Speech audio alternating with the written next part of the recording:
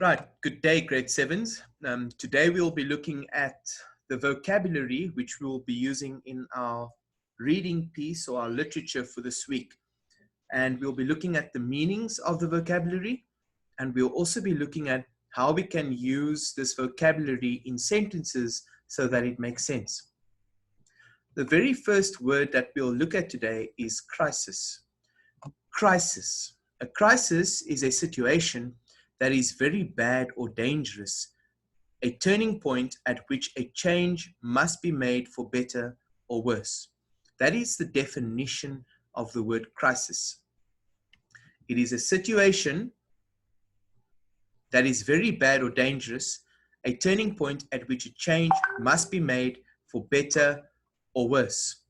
And the example sentence that I've given you for this today is Italy is experiencing a major crisis with regards to corona. Okay, so that's your example sentence. I also need you to write a sentence of your own using the word crisis. And it should be a compound sentence or a complex sentence, not just a simple sentence. So I'm going to repeat the pronunciation of the word crisis. Okay, remember what it means and also have the ability and the skill to be able to use it in a sentence of your own. The next word we're going to look at is pollution. And there we have the definition of pollution. It is the presence or introduction into space of a substance or thing that has harmful or poisonous effects. Okay, remember, pollution is a substance or thing that has harmful or poisonous effects. And the example sentence that I've given you today is pollution causes many dangerous maladies. Now, maladies is one of the words which we learned last week. Okay, maladies means illnesses or diseases because pollution can cause that. All right. The next word is urgency. Now, this word urgency comes from the word urgent. When something is urgent, it means it's important to be done. So urgency, the definition of urgency is the state of being very important and needing to be dealt with right away. That is what urgency means. And the example sentence I've given you is, the discovery of corona gave a sense of urgency to all the governments around the world. Now, a sense of urgency in that context means it was important for the governments around the world, okay? They gave a sense of urgency to all the governments, corona, okay? So urgency means the state of being very important and needing to be dealt with right away. Your next vocab word is universal. And this word comes from the word universe, meaning the world, okay?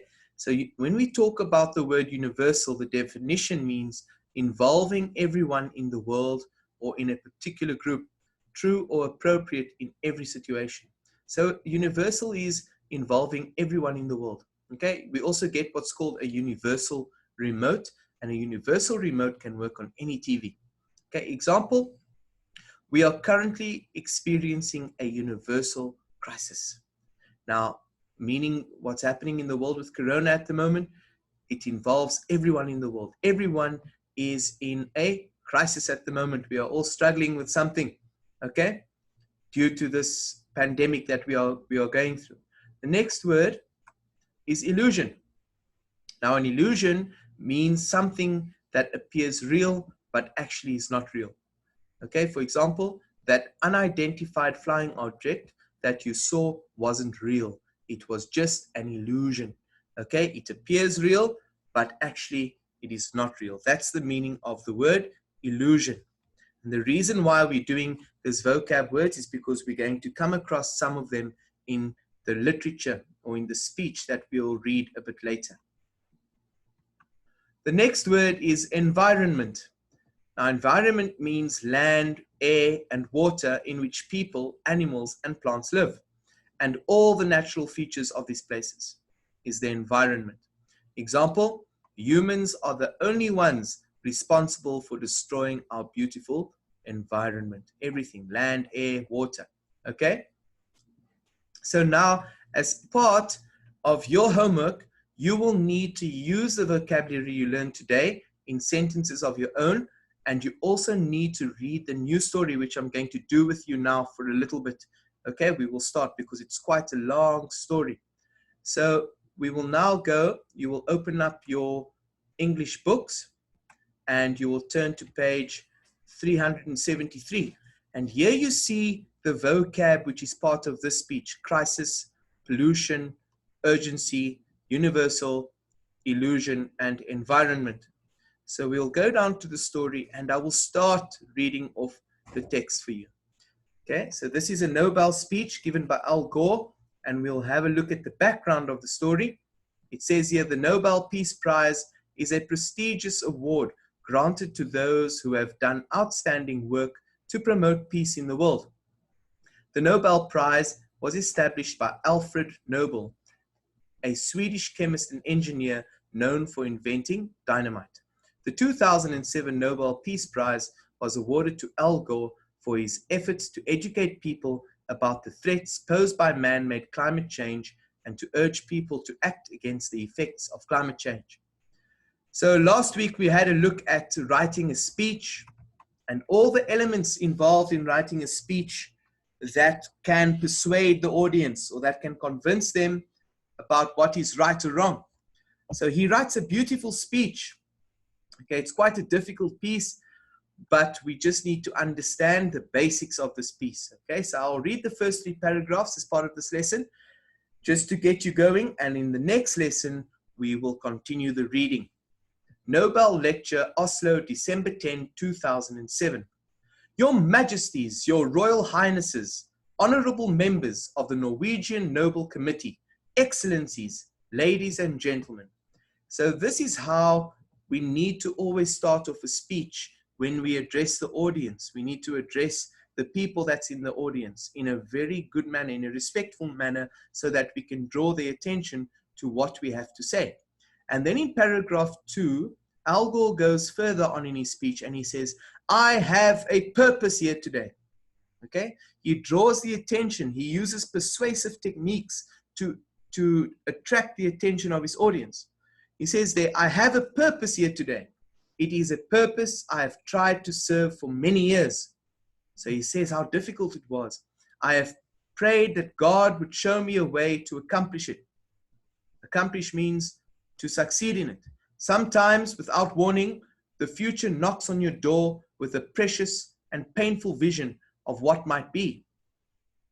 119 years ago, a wealthy inventor read his own obituary, mistakenly published years before his death. Wrongly believing the inventor had just died, a newspaper printed a harsh judgment of his life's work, unfairly labeling him the merchant of death because of his invention, dynamite. Shaken by this condemnation means he was condemned. His works were believed to be bad. The inventor made a fateful choice to serve the cause of peace. So this explains what Al Gore is saying, that an inventor many years ago, the inventor of dynamite, his obituary, the letter that should have been read when he died, was released many years before he died. And he saw the bad things that people had to say about him. But the inventor, it says here, made a fateful choice to serve the cause of peace. So instead of retaliating or trying to fight back, he rather chose to serve the cause of peace. Okay? 7 years later, Alfred Nobel created this prize and the others that bear his name. So he created this prize. Alfred Nobel, this guy who Al Gore is talking about, he created the prize of the Nobel Peace Prize. 7 years ago tomorrow, I read my own political obituary in a judgment that seemed to me harsh and mistaken. Meaning harsh means it was unfair, and mistaken, it was wrong, if not premature. But that unwelcome verdict, unwelcome means he didn't like the fact, the judgment that they made on him, also brought a precious, if painful gift, an opportunity to search for fresh new ways to serve my purpose. Okay, so I'm going to stop there for today. And the rest of you will continue reading this text and trying to make meaning of it. And I'll make a note of where I stopped at paragraph 5, and we shall continue and reading in the next lesson and also focus on some of the close read questions and being able to analyze this text. Thank you, grade 7s. I'll see you in the next session.